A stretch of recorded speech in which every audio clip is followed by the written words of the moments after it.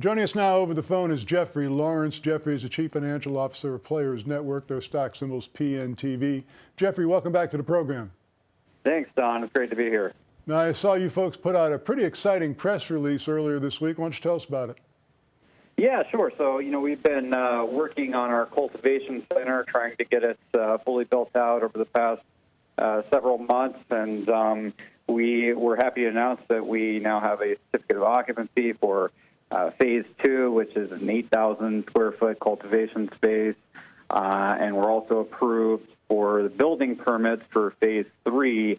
Unfortunately, there was some delay with getting Phase 2 going because the architectural designs between Phase 2 and Phase 3 were kind of overlapped, and so we had to wait for the building permits on Phase 3 before we could start to occupy Phase 2. So now we can start moving our marijuana plants in, and should be able to, within a few months, harvest an average of about 200 pounds a month. Well, that's amazing. So basically, you're ready now to begin the growing and cultivation program.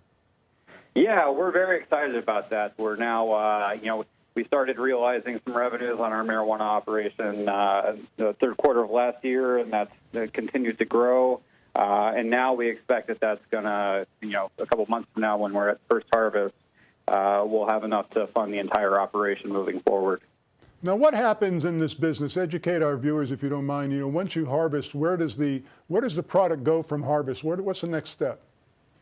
So as a cultivator, the way it works in Nevada and a lot of other states is that you cannot sell directly to the public, so you can only sell to a licensed dispensary. That means that, we have to develop our sales and distribution channels, and we've been doing that over the past several months.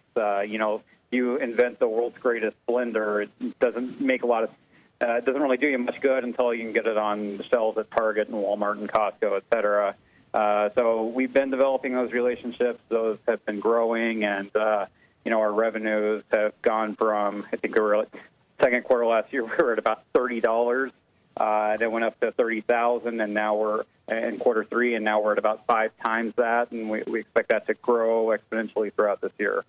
Of course, there's significant demand for the product in Nevada, as Nevada is now both a recreational and medical state. So you don't anticipate having any problem actually selling the product?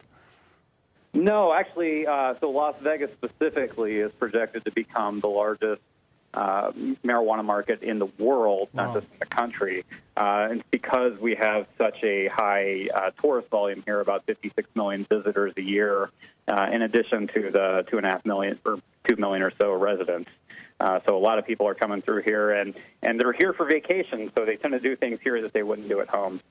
Once again, Players Network, PNTV. Jeffrey, terrific update. Congratulations on those developments. Thanks so much for joining us.